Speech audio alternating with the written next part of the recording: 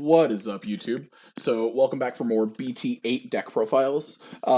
So basically what I'm doing is going over what to expect on the BT8 format. I kind of did the same thing when we were going into the BT7 format, which is coming up here pretty quick in the next about 3 weeks to a month for BT7, which is good. I'm super looking forward to giving you guys tons of deck profiles and content on that.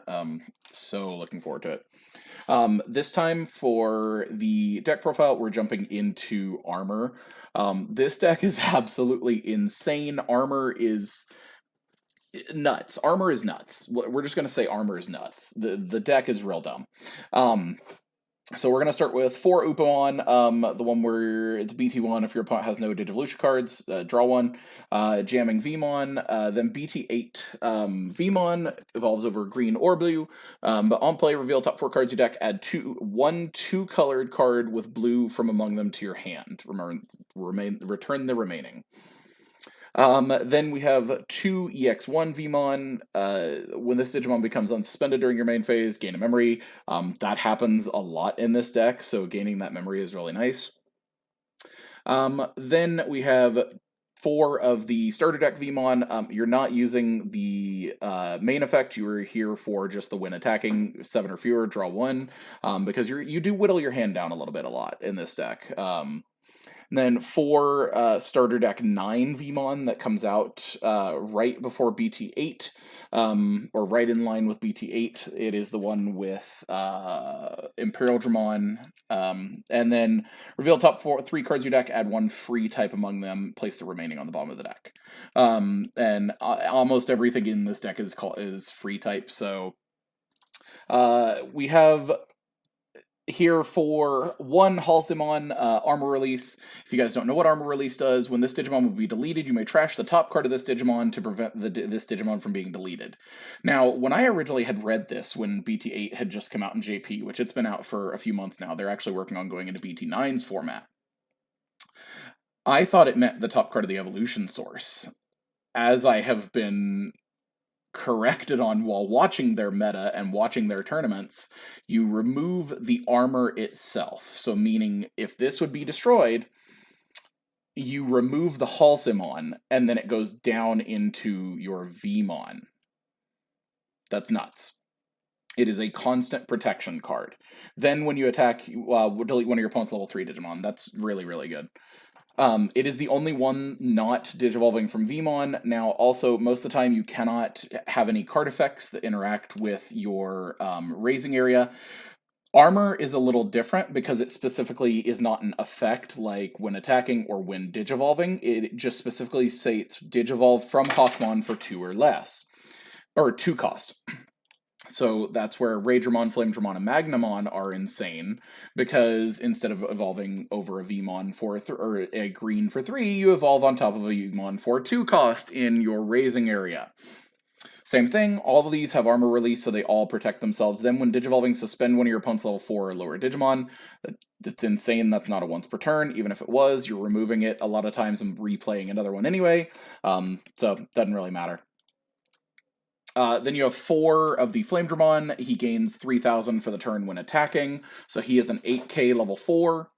And then we have our Magnamon. He is a blocker, 7k. He evolves over a Vmon for a 3 cost, which may seem like a lot for a level 4, but it's because of when digivolving, unsuspend this Digimon. And then for each card with armor in its stage in your trash, this Digimon gains 2,000 DP until the opponent's next turn.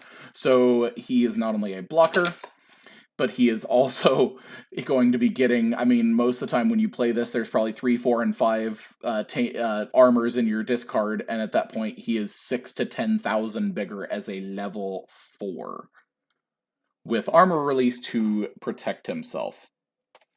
Now, as you guys notice, we are not playing any level 5s, 6s, or 7s. That is because this deck is insanely fast. It is basically Rookie Rush on steroids. It does what Rookie Rush does, but better.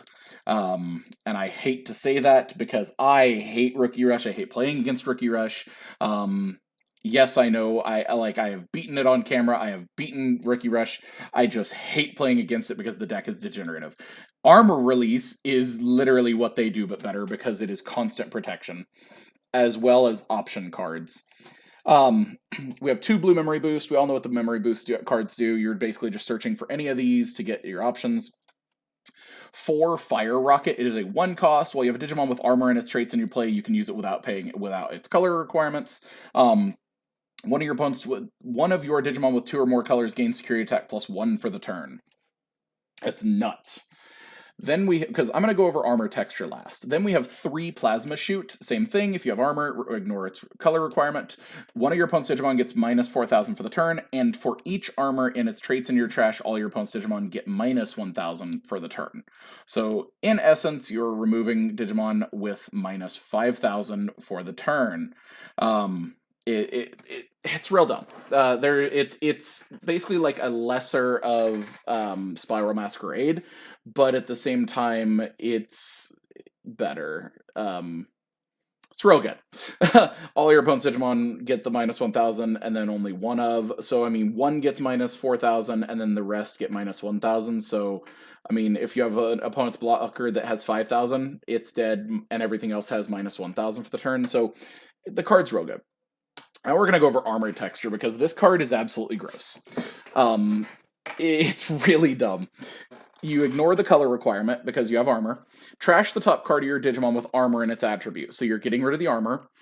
Then one of your Digimon can digivolve into a Digimon with armor in its attribute from your hand by paying its digivolve cost. If you do, unsuspend the Digimon. Now notice nowhere in here does that say once per turn. There is no once per turn clause on this card at all. So you swing, like, play this, attack with Flame Dramon, take 2, it's about to die, you remove the thing, play armor texture, restand the Digimon after evoing, like, into another Raidramon, or another Flame Dramon, swing again, protect it, play another armor texture, unsuspend it again, play a Magnamon, then you have a huge blocker and a problem for your opponent. So, armor texture is absolutely insane. And it makes this deck nuts. So then we have 3 Davis, everything is blue, and you also can get your green, like Raidramon. You're going to see that come up a lot, where like you get a Vmon and a Raidramon in 1 turn off of Davis.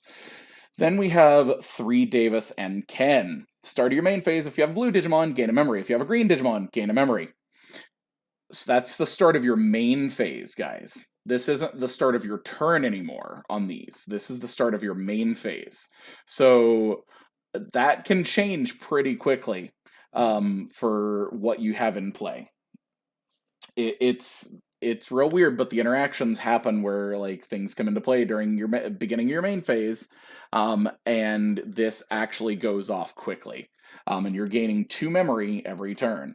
When your Digimon digivolves into a Digimon that has 2 or more colors, you may suspend this Tamer to unsuspend that Digimon. That's, again, more stuff. Like, if you don't have like more than 1 armor texture, then you protect, then you evolve, then you suspend here, unsuspend it, and then you continue attacking. Again, this is what Rookie Rush is on steroids. This deck is absolutely insane. I watched it during the BT8 format tear up the Japanese meta, along with Yellow before the ban list came out.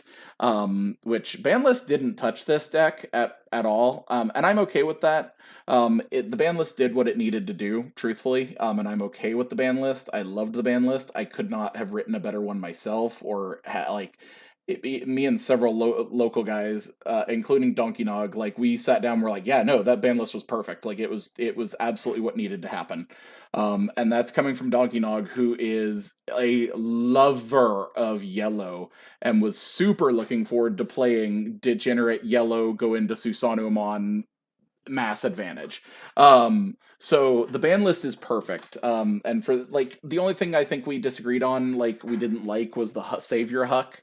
It could have gone to like 2 instead of 1. But now their best friend becomes Savior Huck with Chimeramon. So the deck is still very viable. But yeah, guys, that's the deck. Let me know what you guys think, and if you guys are looking forward to going into the format against a deck like this. It's real dumb. It's real degenerate, and I'm actually looking forward to playing against it. I'm thinking about playing it or letting my nephew Connor play it. He's the one that you guys have seen in videos play Blue. He's going to be playing Blue Hybrid for the BT7 format, and I may let him play this for BT8's format. We'll see. Let me know what you guys think. Don't forget to that sub button. Let me know, and hit that like button. Let me know what you guys were thinking down below, and I will catch you guys later.